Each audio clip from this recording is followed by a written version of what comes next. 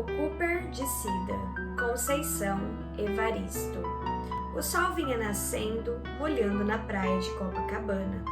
A indecisão do tempo, a manhã vagabunda nos olhos sonolentos dos moradores de rua. O trabalho inconsequente das ondas em seu fazer e desfazer. Tudo isso comprometia o Cooper de Cida. A moça foi diminuindo o passo.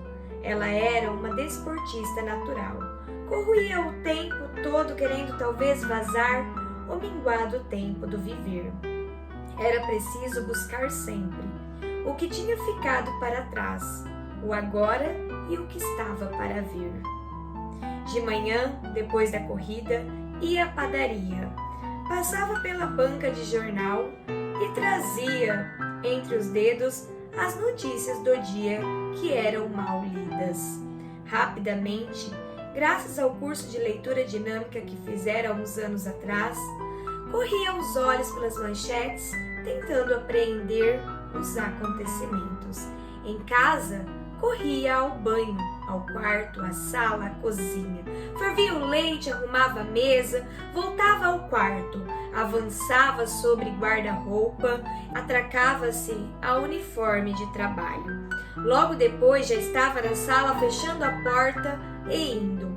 Voava pelas escadas, pois o elevador era lento e no constante Cooper ganhava a rua. Corria sobre a corda bamba, invisível e opressora do tempo. Era preciso avançar sempre e sempre. Ela era vencedora de outras distâncias. Já saltara montanhas e divisas de um tempo e espaço que ficara para trás. Como era mesmo a sua cidade natal? Não sabia bem. Lembrava-se, entretanto, que as pessoas eram lentas. Andavam, falavam e viviam devagarzinho. A vida era de uma lerdeza tal que algumas mulheres esqueciam-se de parir seus rebentos. A barriga crescia até aos 11 meses. As crianças nasciam moles, desesperadamente calmas e adiavam indefinitivamente o exercício de crescer. Cida, desde pequena, guardava um sentimento de urgência. Seu corpo, aos 9 anos, maturou-se no sangue mensal de mulher. As suas brincadeiras prediletas, ainda nessa época, eram a de apostar corrida com as crianças e a de desafiar grandes e pequenas no tempo gasto para a execução de qualquer tarefa. Vencia sempre, utilizando um tempo diminuto em relação a todos. Aos 11 anos, Cida foi pela primeira vez ao Rio com a mãe, em viagens de negócios. A mãe reclamava da velocidade dos carros, do amontoado e da correria das pessoas, do vai e vem de todos. Cida bebeu enlouquecida o zigue-zague dos carros, das pessoas, dos pés, quase voantes dos pedestres desafiando, vencendo e encontrando a morte. Descobriu no turbilhão da cidade um jogo de caleidoscópio, formado por peças, gente e máquinas se cruzando, entrecortando braços, rodas, cabeças, buzinas, motos, pernas, pés e corpos aromatizados pela essência da gasolina.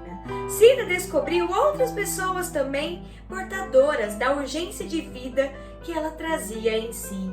E naquele momento optou por retornar um dia para ficar ali. Tinham razão, a cidade era maravilhosa. Aos 17 anos, um emprego. O primeiro arranjado por um tio, permitiu que ela viesse para a capital. A vida seguia no ritmo acelerado de seu desejo. Trabalho, trabalho, trabalho. O dia entupido de obrigações. A noite festejada por encontros de rápidos gozos. Os amores tinham de ser breves. Cursos, estudos, somente aqueles que proporcionassem efeitos imediatos. Nada de sala de aula durante anos e anos e de leituras infinitas. Aprenda inglês em 6 meses. Garantimos a sua aprendizagem em 180 dias. Nada de gastar o tempo curto e raro. É preciso correr para chegar antes, conseguir a vaga, o lugar ao sol, pegar a fila pequena do banco, encontrar a lavanderia aberta, testemunhar a metade da missa. O padre era lento e o ritual também. Assistia a metade da liturgia, pelo menos não ficava com o remorso inteiro. Não perdeu a missa aos domingos, foi a única recomendação que a mãe fizera. Alguns hábitos ela havia deixado para trás, outros reforçara e havia adquirido alguns novos. Passou a beber diariamente um refrigerante, como também comprava todos os dias um jornal, que na maioria das vezes nem lia. Aumentara vertiginosamente o hábito de correr. Todas as manhãs os pés de Cida pisavam rápido o calçadão da praia. Iam e vinham em toques rápidos e furtivos, como se tivessem envergonhados dos carinhos que o solo pudesse lhes insinuar no decorrer da marcha. A moça imprimia mais e mais velocidade à sua louca e solitária maratona. Corria contra ela própria, não perdendo e não ganhando nunca. Mas naquele dia, a semi-desperta manhã inundava Cida de um sentimento pachorrento, de um desejo de querer parar, de não querer ir. Sem perceber, permitia uma lentidão aos seus passos e pela primeira vez viu o mar. A princípio, experimentou uma profunda monotonia, observando os movimentos repetidos e maníacos das ondas. Como a natureza repetia séculos e séculos por todo o sempre os mesmos atos. O dia raiar, a noite cair, o sol, a lua, o mar magnânimo lavando repetidamente a curtos intervalos a areia circundante. Tudo monótono, certo e previsível. Tão previsível como os principais atos dela. Levantar, correr, sair, voltar. Contemplou os rostos que passavam, conhecia todos de relance. Todas as manhãs topava com aquelas faces suadas diante de si. Assustou-se. Percebeu que não estava correndo, estava andando em câmera lenta, quase. Sentiu a planta dos pés, mesmo guardadas nos tênis, tocando o solo. Ela estava andando, parando, andando, parando, parando. Todos seus membros estavam laços, só o coração batia estonteado. Cida levou a mão ao peito, sentiu o coração e os seios. Lembrou-se então que era uma mulher e não uma máquina desenfreada, louca, programada para correr. Envergonhou-se dos orgasmos premeditados, cronometrados que vinha cultivando até ali. Ela não se entregava nunca e repudiava qualquer gesto de abandono que alguém pudesse ter diante dela. A corda bamba do tempo no varal, no qual estava estendida a vida, era frágil, podendo se romper a qualquer hora.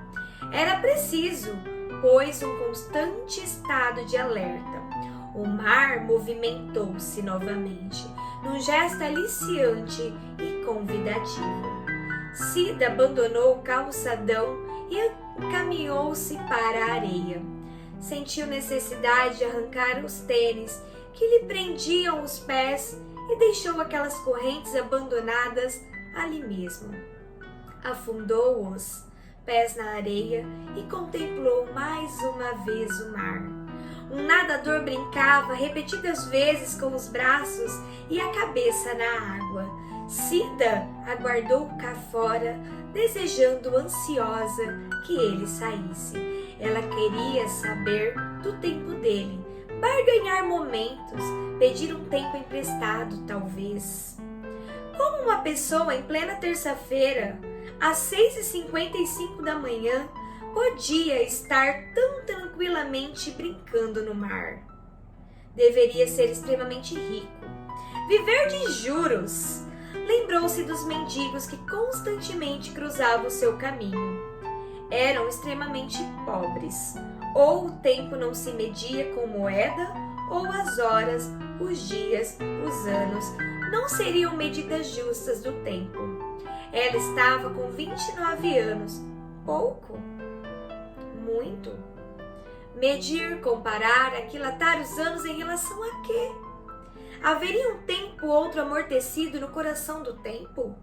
O nadador continuava com a sua brincadeira. Cida desejou se lançar no mar à procura de algo que ela não encontrava cá fora. Dizem que o fundo do mar abriga riquezas e mistérios. Ela lembrou-se que já passava da hora de voltar para casa. Era preciso continuar suas ações rotineiras, incorporar-se novamente ao cotidiano. Às 7h45, Pedro acionaria a buzina do carro em frente ao prédio dela. Já pronta, desceria rapidamente a escada e antes das 8h30, se o trânsito estivesse bom, eles aportariam no escritório da Rio Branco. Era preciso ir, correr mais ainda. Havia maculado o tempo com o olhar e a espera pecaminosa diante do mar. O banhista tranquilo insistia em seu jogo. Cida veio voltando. Naquele dia, ela percebera o mar. E como tudo era desmesuradamente belo, atravessou calmamente a rua. Não correu. Alguns mendigos saíam dos bares com copos plásticos cheios de café. Tomavam líquido e tinham a expressão entorpecida de sono, fome, descompromisso e abandono. Qual seria a medida de tempo para eles? Em meio a esses pensamentos, Cida chegou à porta de seu prédio. Pedro fora do carro, preparava-se para entrar e, ao deparar-se com ela, bradou assustado, olhando para a moça da cabeça aos pés. O que acontecera? Porque ela estava chegando do Cooper naquele instante. Fora assaltada? Levaram-lhe os tênis? Era preciso subir rápido, voar. Ela estava atrasadérrima. Cida escutava tudo calada. Pedro gesticulava e falava rápido, como se estivesse irradiando uma partida de futebol. Lembrou-se de que, quando era criança, uma de suas diversões era colar o radinho no ouvido e ficar ouvindo a narração do futebol. Tinha a impressão de que a fala do locutor era mais rápida do que a bola nos pés dos jogadores. Parecia que era a palavra do homem que empurrava o jogo. Pedro bradava. O tempo estava passando e ela continuava ali, apalermada. O que estava acontecendo? Só então Cida percebeu o motivo de aflição do amigo. Ela estava chegando atrasada do Cooper. Tinha comprometido, extrapolado o tempo. O que havia acontecido? Não tinha acontecido nada. Não tinha sido assaltada. Apenas demorara mais, muito mais do que o costume. Se distraíra, esquecera das horas. Ele poderia ir, já estava bastante atrasado. Hoje ela não iria trabalhar. Queria parar um pouco. Não fizera nada. De nada, talvez. E só então falou significativamente uma expressão que tantas vezes usara e escutara, mas falou tão baixinho, como se fosse o momento único de uma misteriosa e profunda prece. Ela ia dar um tempo para ela.